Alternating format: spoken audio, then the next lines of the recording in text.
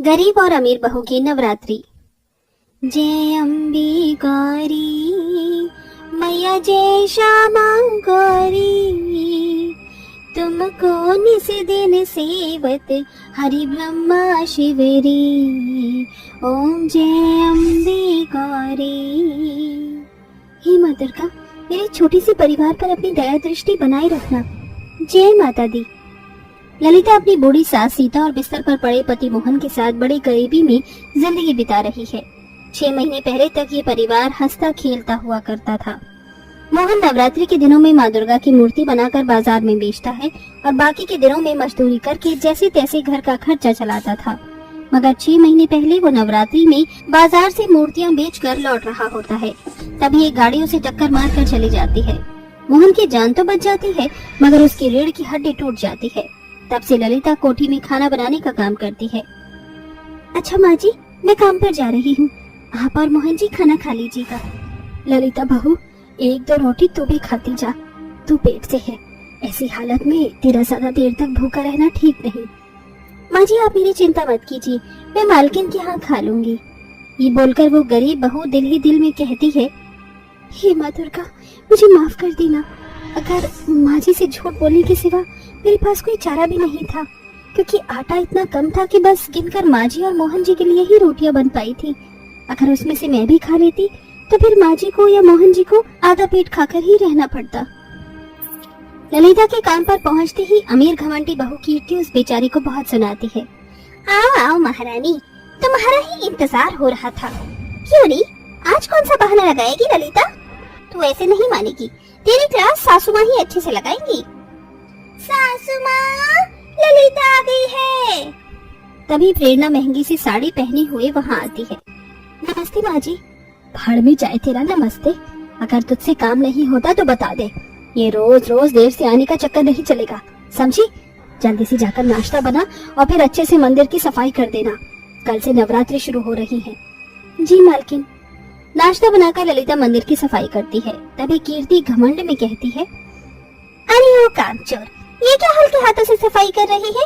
अच्छे से हाथ चला, मंदिर का फर्श एकदम साफ से चमकना चाहिए। जी छोटी मालकिन।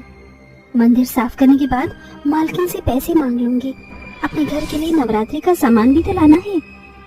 सफाई खत्म करके ललिता हॉल में आती है, जहाँ दोनों अमीर सास बहू एक साथ गद्देदार सोफे पर बैठी होती हैं। मालकिन, मुझे थोड़े पैसे दे दीजिए, कल की नवरात्रि की कलश स्थापना के लिए सामान खरीदना है। अरे, मैंने तुझ गरीब की नवरात्रि का ठेका थोड़ी ही लिया है, और वैसे भी माँ दुर्गा तुम जैसे गरीबों के घर में नहीं जाएंगी, क्योंकि जिस गरीबी में तुम जी रहे हो उसमें तुम माँ दुर्गा को नवरात्रि में क्या ही चढ़ावा चढ़ाओगे। मालकिन, माँ दुर्गा महंगे चढ़ावे से खुश नहीं होती, बल्कि सच्ची श्रद्धा भक्ति से प्रसन्न होती है। ये सुनकर प्रेरणा की अमीर घमंडी बहू 20 रुपए का नोट गरीब ललिता के मुंह पर मारते हुए बोलती है, ये ले, ये 20 रुपए उठा और जा बना ले इससे अपनी नवरात्रि। तुम गरीबों को बहुत शौक है ना बड़ी बड़ी बातें करने का, करके दिखा इस 20 रुपए से नवरात्रि। मैं भी तो देखूं इस गरीब बहू की दुर्गा भक्ति में कितनी शक्ति है। ललिता आंखों में आंसू लिए 20 रुपए लेकर बाजार आती है और एक ठेले वाले से हिचकती हुई पूछती है, भैया जी, ये नारियल कितने का है? एक नारियल 50 रुपए का है। भैया थोड़ा कम लगा लो, मेरे पास बस 20 रुपए हैं। एक ही दाम है बहन जी, रहने दो, ये नारियल खरीदने की तुम्हारी हैसियत नहीं है। बेचारी ललिता उदास मन से बाजार से रोते हुए रास्ते पर चलने लगती है। मैं जानती हूँ माँ दुर्गा, आप अपनी इस गरीब भक्त की परीक्षा ले रही है। अचानक सड़क पर एक गरीब बुढ़िया नवरात्रि का सामान बेचते हुए दिखती है। जय माता दी, आओ बेटी, नवरात्रि का सामान खरीद लो। देखो, नारियल, चुनरी, फूल सब है मेरे पास। मगर अम्मा, मेरे पास आपको देने के लिए बस 20 रुपए हैं। कोई बात नहीं, तुम वही दे देना। नवरात्रि का सारा सामान खरीदकर ललिता खुशी से भरकर माँ दुर्गा का धन्यवाद देती है और घर आ जाती है। बहुत अच्छा हुआ बहू जो तू नवरात्रि का सामान ले आई, वरना मैं तो भूल ही गई थी। मगर माँ दुर्गा की मूर्ति कहाँ है? माँ जी, उसके लिए मेरे पास पैसे नहीं बचे। अगर मैं ठीक होता तो मैं माँ दुर्गा की मूर्ति बना देता, जाने कौन सी गलती की मैंने जो माँ दुर्गा ने मुझे इतनी बड़ी सजा दी।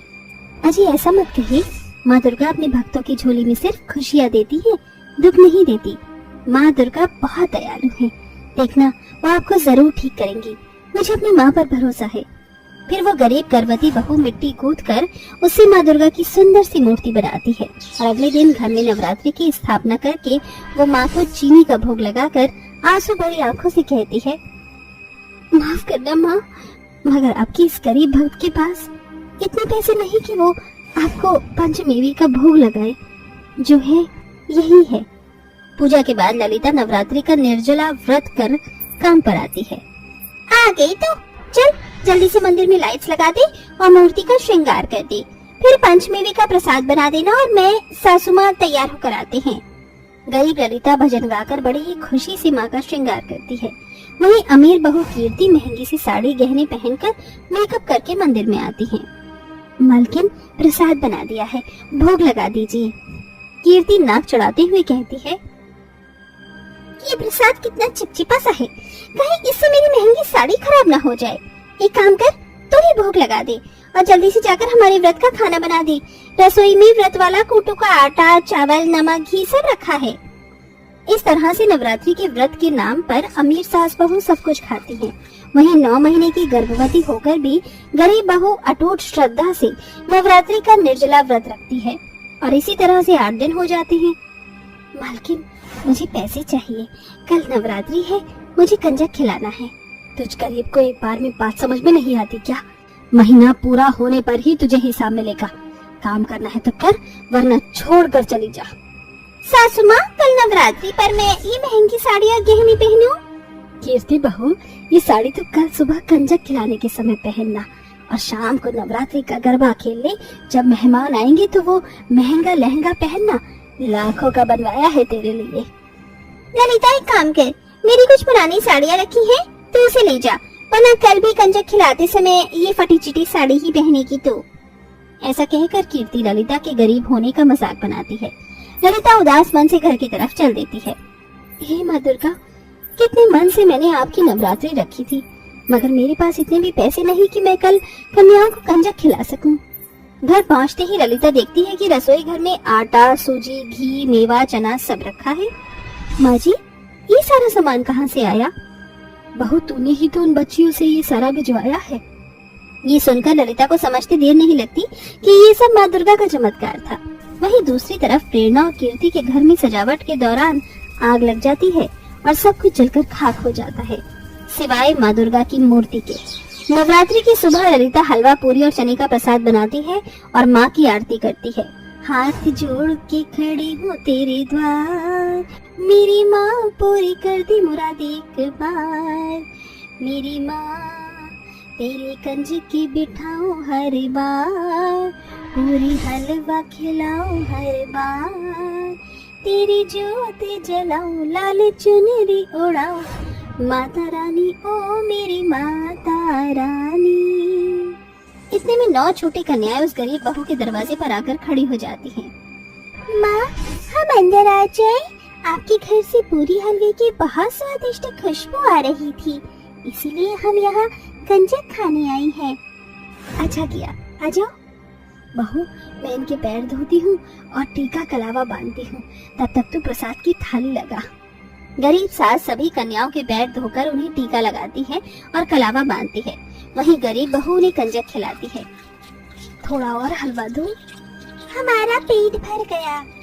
सभी कन्याएं गरीब सास बहू को आशीर्वाद देती हैं, जिसके बाद वो बिस्तर पर पड़े मोहन के पास जाके आशीर्वाद देकर चली जाती हैं। तभी ललिता देखती है कि जहाँ जहाँ उन कन्याओं ने अपने पैर रखे थे उन जगहों पर सोना ही सोना होता है। और तभी मोहन भी बिस्तर से उठ खड़ा होता है। माँ, मैं ठीक हो गया, मैं ठीक हो गया। देखो ललिता, मैं ठीक हो गया। ललिता जमीन पर पड़े कन्याओं के पैरों की छाप पर अपना सर रखकर कहती है, शुक्रिया माँ दुर्गा, जो आज आप अपनी इस गरीब भक्त को दर्शन देने के लिए मेरे घर में आई थी। ये गरीब ललिता की अटूट श्रद्धा भक्ति ही थी, जिसका फल नवरात्रि पर माँ दुर्गा उसे धन धान्य से भर देती हैं। वहीं झूठे दिखावे के चलते माँ दुर्गा अमीर बहू से उसका घर बार सब कुछ छीन लेती हैं।